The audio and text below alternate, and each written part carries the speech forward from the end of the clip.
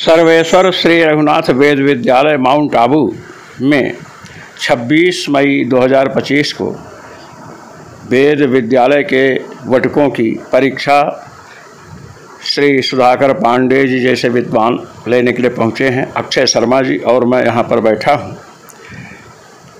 ये बच्चे अपनी परीक्षा दिए और साथ ही साथ श्री पांडे जी इन वटकों के साथ वेद पाठ कर रहे हैं और बच्चों को आगे निर्देश भी देंगे कि हमें आगे क्या करना है, वेद का क्या महत्व है। जय श्री राम, जय सर्वेश्वर रघुनाथ जी।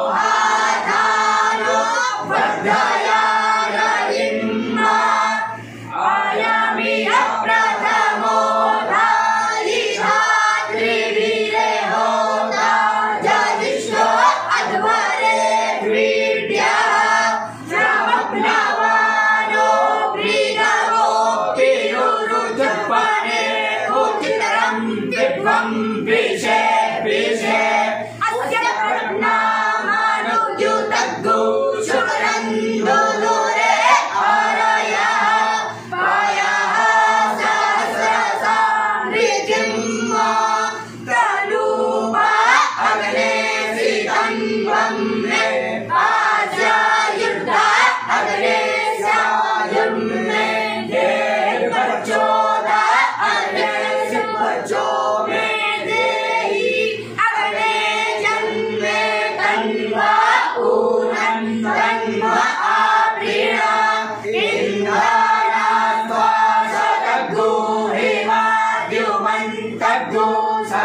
धीमहि सहस्रवन्तो वयस्कृतग्गो सहस्रवन्तः सहस्रतम् अग्ने सपत्नादं वनमलब्धासो आदाभ्यं चित्रावसो स्वस्ति ते पारमसीया अन्वमगे सूर्यस्य वर्चसा रथाः समृद्धीना गुस्तुतेन संहापिते वसूनवेने सुपायनो भव सत्स्वानः स्वस्ताये अग्ने त्वन्तो अन्तम उदत्राता शिवो भव वरुद्यः वसुरग्निर्वसुश्रवा अच्छा नक्षिद्युमत्तमग्गुर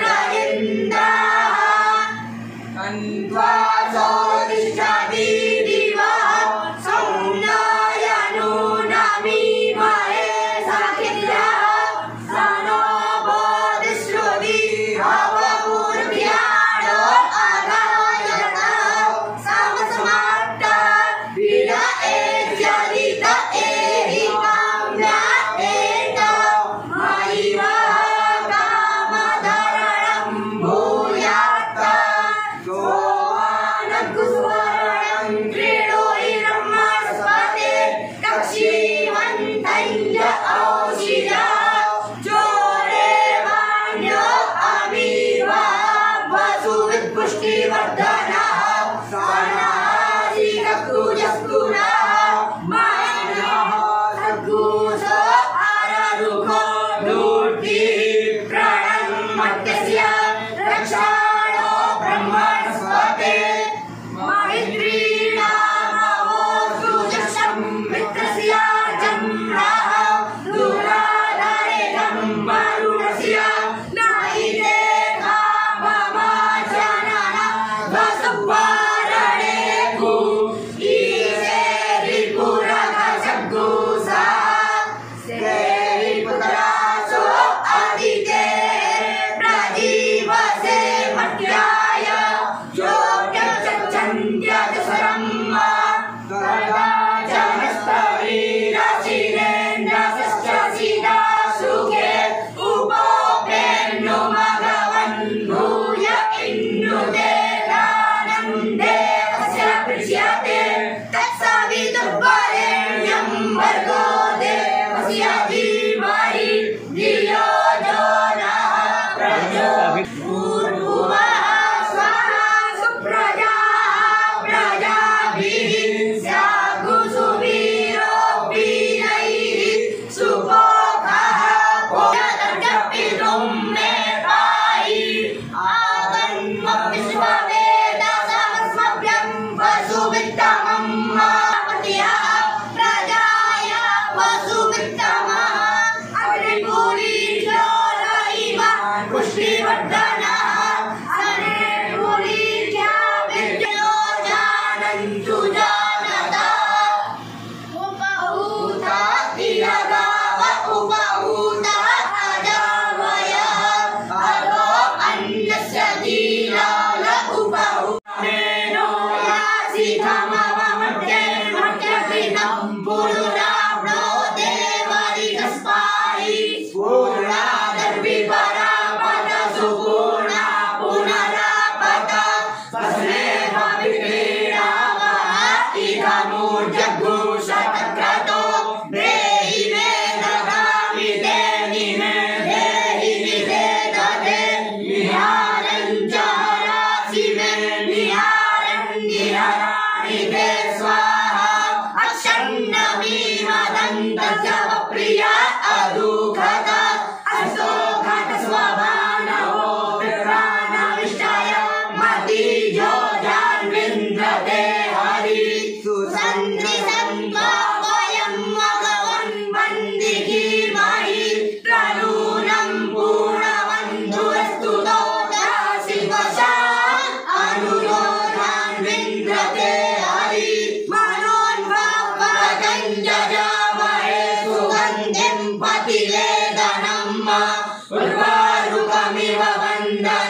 दिव्यो मुक्षीयमामृतः एतप्रेन्द्रा वसन्तेन परो मुजवतोतिः अवततन्वा पिनाकावसा कृतिवासा आयुर्भूषण्णः शिवोतिः प्रायुधन्यमग्ने पश्य प्रायुधम् जडेवे पुत्रायुधम् तन्नो अस्तु प्रायुधम् शिवो नाम शिवदिते पिता नमस्ते अस्तु मामाय गोसीः निवर्तयाम्यायुधेनाध्याय प्रजननाय राय भोगाय सुप्रजाय सुवीर्याय हरि ओम। अच्छा आचार्य जी, आपने देखा पांडे जी कि इन बच्चों में आपको किसका अभ्यास सबसे अच्छा लगा? दूसरे नंबर ये बालक है, ये है और वो बीच वाला। ये क्या नाम है इनका? बजरंगी। एक इधर भी है, एक वो भी अच्छा है, विष्णु। हाँ उधर विष्णु सबसे किनारे वाला जी। हाँ और ये है, वो बोले फिर इसके बाद ये हो गए बीच वाले। अश्वनी। और सुने भी मतलब आपको परिश्रम अधिक करना है। क्या नाम है? अनंत। आपको बेटा और श्रम करना है, समझे कि नहीं? अपने मन में खिन्नता मत लाना ना। और बढ़िया गायत्री जब किया करो सुबह तीनों समय, अभी तीनों समय कम से कम 3 माला तो करो। इनको आचार्य जी मैंने संध्या गायत्री जो है, ये जो गीता प्रेस वाली में करता, मैं वेद नहीं पढ़ा, तो मैंने शंभू झा जी थे, वो मेरे पास बहुत आते थे, तो हमको बुलानी हुई तो कह रहे हमसे सुन रहे, तो मैं नीचे बैठा कर नहीं बैठना तो आप बराबर, तो उन्होंने सब मंत्र सुना दिया। तो मैं इन बच्चों को इनमें अधिकतर राम मंत्र से दीक्षित हुए। हनुमान जी का मंत्र भी किसको किसको हनुमान जी का मंत्र बताएं ये, और जिनको उपनयन नहीं हुआ है बताएं। तो मैंने गीता प्रेस वाली संध्या जो है बताई, आचार्य ने संध्या बताई, तो इनको मैंने कहा कि 1 घंटे में 3 माला गायत्री। क्यों 3 माला गायत्री, 3 माला राम मंत्र, 1 माला हनुमान जी का। इनका 1 घंटे में हुआ है ना? कितने लोगों का हुआ? हाथ उठाइए। ये आचार्य जी, मैं ये चाहता हूँ जी कि इनको एक बार मैं अपने साथ उपासना में बैठाऊँ, मेरी जो आंतरिक इच्छा है, और इनको बैठाने से मेरी दिनचर्या भी जो है वो हो जाएगी, समझे कि नहीं? और जो परीक्षाएं ये आपने बताया कि बचेंगे, तुम्हारा भी अभ्यास ठीक है, इनका भी। अब ये लड़का क्या नाम? हिमांशु। ये हिमांशु है। हिमांशु तुम्हारा अभ्यास और करना है। इसका कैसा रहा? हिमांशु के बीच में ठीक है, मध्यम। ये लड़का भी एक कृष्णा है, याद कर रखा है। हाँ, और ये संदेह तुम कहीं गड़बड़ कर। मैं सब पर दृष्टि रखा हूँ कि बहुत अच्छा नहीं है ये समझ कि हम अब अभ्यास ही नहीं करना है, अभ्यास निरंतर करना है। आप अभी घर जाएंगे। आप इनके जो परिश्रम है बच्चों के, इस परिश्रम से आप संतुष्ट हैं कि नहीं? हाँ नहीं, बहुत बढ़िया। आचार्य जी ने बहुत बढ़िया परिश्रम किया है और इनका भी बहुत अच्छा परिश्रम रहा है। अब इनको क्या नाम देना चाहिए? अन्य विद्यालयों में जो हमने किया है नाम नहीं लिए, उनकी अपेक्षा ये बच्चे मेहनती लग रहे हैं। स्वर भी याद किए हैं, अन्य जगह तो स्वर भी बच्चे नहीं चला, लेकिन बहुत अच्छा। और भी आप प्रयास कीजिए कि और अच्छा हो और अधिक आप लोग मेहनत करें। तो ये आपका प्रथम श्रेणी है और इसी तरह से भाग्योदय जो है ना, भाग्योदय होता है आपका। जो वेद पढ़ने वाला व्यक्ति कभी भी किसी के सामने हाथ नहीं फैलाता है। और भगवान शिव का यह वचन है कि जो भी व्यक्ति वेद पढ़ता है उसको माँ अन्नपूर्णा कभी जो है कि बिना खिलाए नहीं सुलाती। वेदः शिवः शिवो वेदो वेदाध्यायी सदा शिवा, और वेदाध्यायी सदा शिवा शिव के माँ अन्नपूर्णा स्वयं भोजन कराती है अपने हाथ से। तो आपके पास कभी अन्न धन किसी भी प्रकार की कमी नहीं रहेगी। आपके पूर्वज हमेशा क्षीर सागर में स्नान करेंगे और पूर्वज अगर प्रसन्न हुए तो आपकी कुल वृद्धि होगी, आपकी श्री वृद्धि होगी, यश वृद्धि होगी, जिससे आप निरंतर उत्तर वृद्धि करेंगे। और हमेशा हम भी आप ही लोगों की तरह किसी गुरुकुल में अध्ययन करके आए हैं। आप भी कहीं जाएंगे और बड़े पदों पे पहुँचेंगे, वहाँ आपको मान सम्मान प्रतिष्ठा धन सब मिलेगा। आप जिस तरह से अध्ययन कर रहे हैं, अगर इसी तरह से अध्ययन करते रहें निरंतर, श्री उपासना गायत्री उपासना के साथ साथ वेद अध्ययन करें तो यह अत्यंत फलदायी होगा। और महाराज श्री के चरणों में अध्ययन करने का और इस तपोनिष्ठ भूमि पर अध्ययन करने का आपको समझिए 1000 गुना फल मिलेगा। यानी एक मंत्र को एक बार पढ़ना समझिए आपको 1000 गुना फल मिलेगा। आचार्य शंकराचार्य कहते हैं कि जब आप वेद मंत्र पढ़ते हैं तो आपके पूर्वज प्रसन्न होते हैं और ईश्वर जो है उन मंत्रों को सुन करके आपके ऊपर पुष्प वर्षा करते हैं। तो पुष्प वर्षा या लौकिक तो है नहीं कि आपको दिखेगा, यह जो है आशीर्वादात्मक और अप्रत्यक्ष रूप से आशीर्वाद के रूप में आपके ऊपर होता है, जो आपके कवच के रूप में आपको हर जगह आपकी रक्षा प्रदान करता है और नित्य आपको आशीर्वाद के रूप में आपके पीछे शरीर का जिस तरह से बैकबोन होता है वैसे ये खड़ा रहता है।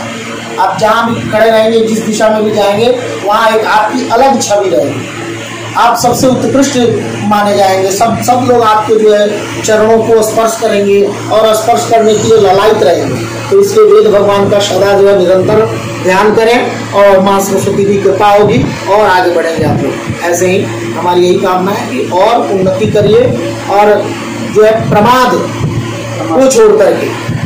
और एक बात और सुनिए, पतंजलि महाभाष्य में महर्षि पतंजलि कहते हैं महाभाष्य के पश्चामिक में कि ब्राह्मणेन निष्कर्मो षडंगो वेदो ध्येयो ध्येयश्च। ये मत सोचना कि ये जो है कि महाराज जी की आवश्यकता है इसलिए पढ़ा रहे हैं। ब्राह्मण वही है जो स्वार्थ रहित होकर के निस्वार्थ भाव से वेदों का और वेद के साथ में षडंगों का अध्ययन करता है। षडंग में व्याकरण भी आता है, छंदः हस्तौ कल्पोत पठ्यते ज्योतिषाम नयनम चक्षु निरुक्तम श्रोतम उच्यते। यह जो वेदांग है ना, वेद की अंग जो है ये 6 अंग को मिला करके इसको षडंग कहते हैं। ये 6 अंग और वेद, ये जो हमारे 4 वेद हैं, यह इनको अध्ययन किया करने के बाद ही जो है आप जो एक्चुअल में ब्राह्मण कहलाएंगे। और इसके साथ में नित्य गायत्री की उपासना होनी चाहिए। तो यह हमारा वेद अध्ययन करना हम ब्राह्मणों का नित्य कर्तव्य है। ये हमें इसके लिए कोई आपको न धन देगा, न किसी लोभ और किसी स्वार्थ के वश करना है। ये हमारा कर्तव्य है अध्ययन करना। तो इसे को कर्तव्य समझ करके हमें अध्ययन करना चाहिए। और ये स्वयं जो है ना, आपको सारी मनोकामनाएं आपकी पूरी हो जाएंगी। जो आप चाहते हैं, जिस पद पे जाना चाहते हैं, जहां जाना चाहते हैं, आप उस पद को प्राप्त करेंगे। इस कारण षडंग वेद का अध्ययन ब्राह्मण को करना चाहिए। वैसे ही ये उपलक्षण है, जिस कारण ब्राह्मण भक्तों को षडंग वेद का अध्यापन कराया जा सके, इसकी व्यवस्था आश्रम वालों को भी करनी चाहिए। ये इसका उपलक्षण है। ये दोनों तरफ से निष्कारण, इसीलिए यहाँ पर कोई फीस नहीं रखी गई आपकी, ना तो प्रवेश शुल्क है, कोई शुल्क आचार्य कोई शुल्क, केवल चंदन शुल्क आपसे लिया गया कि चंदन जल्दी गड़बड़ा देते थे। इनकी पत्नी ने इनको 100 रुपये फाइन कर दिया, समझा का पे करें, 100 रुपये पकड़े गए, 300 रुपये जमा करवाए। तो बहुत कोशिश करनी पड़ी है। अभी संध्या के लिए भी आपने पार्षद जी को दिलाया है। हाँ, अभी पार्षद जी को याद क्या है, दिया गया है। बच्चे हैं, बहुत प्रिय हैं, माता पिता का नाम कीजिए, समझे कि नहीं। और अभी घर जाएंगे, गर्मी छुट्टी में 1 महीना वेद रखना जो साइड में थोड़ा पढ़े, लेकिन अभ्यास तो आवश्यक है। अभ्यास नहीं करेंगे तो भूल जाएंगे। फिर आपको अभ्यास करना होगा प्रतिदिन। हम तो कहते हैं कि महीने भर का अवकाश है, समझे कि नहीं, अपने घर जाना चाहिए। हम लोग काशी पढ़ते थे, काशी विद्यालय में 1 महीने 1.5 महीने का अवकाश होता था। या तो हिमालय साधना चले जाते थे, और नहीं तो महाराज जब साधु स्वामी ने हमको कहा रहो और रह करके पढ़ते थे। अपने को जहाँ तक हो सके हमने ये निश्चय किया है भागवत पढ़ाने, बहुत ये भी निश्चय किया भागवत पढ़ाने का। और अभी ये संकल्प है 1 अध्याय प्रतिदिन, 1 अध्याय प्रतिदिन। विशेष जहाँ पर व्याख्याओं की बात आई वहाँ पर थोड़ा कमी हो सके। आप भागवत का व्याख्यान विषय सभी है, पहला है उसमें व्याख्यान अभ्यास वेद के साथ जो भागवत की वेदों पर सलाम सारा जो भागवती कथा वेद और भागवत का सामंजस्य है। तो इस प्रकार से आचार्य जी को हम धन्यवाद देते हैं, कृतज्ञता ज्ञापन देते हैं कि आप इतना समय हम समझते हैं कि 1.5 बजे को आ रहा है और बच्चों को इन्होंने परिश्रम किया, काफ़ी परिश्रम किया है आप लोगों ने, लेकिन और परिश्रम हमें करना है, क्योंकि मैं स्वयं उपस्थित होकर देख रहा था कि कहाँ कौन शिथिल हो रहा है। ये शिथिलता अगले वर्ष नहीं होगी, समझेंगे। अपने आचार्यों के प्रति, आश्रम के प्रति, रघुनाथ जी के प्रति, अपने जो पूर्ण महर्षि हैं उनके प्रति, राष्ट्र के प्रति हमें निष्ठा रखते हुए अपने जीवन को आगे बढ़ाना चाहिए। यदि निष्ठा नहीं हुई, हमारा सनातन धर्म तो चाहे वेद पढ़े चाहे शास्त्र कुछ भी पढ़े, उसका परिणाम अगर हम पढ़े उसका फल नहीं हुआ, मातृ देवोभव, पितृदेवोभव, आचार्य देवोभव, अतिथि देवोभव इत्यादि जो वाक्य है, हमें माता पिता राष्ट्र व्यक्ति में सबने क्या होना चाहिए, पूज्य बुद्धि होनी चाहिए, उसी के अनुसार हमारा आचरण होना चाहिए। आचार्य जी को मैं धन्यवाद देता हूँ, उन्होंने बहुत परिश्रम किया और इतना परिश्रम मैं जानता हूँ लड़का जो अनंत है, अनंत को कुछ नहीं आता, क्यों बेटा, सही बात है ना। और उसके बाद एक पुरुष करना शुरू किया, तो पाठोत्सव में हमने इस बात को कहा कि मैं परिश्रम किया, आप ऐसे परिश्रम करते रहें मन लगा करके और ऐसे समझे नहीं। वेद विद्या प्रवर्तताम सर्वेश्वर श्री रघुनाथ जी महाराज की जय।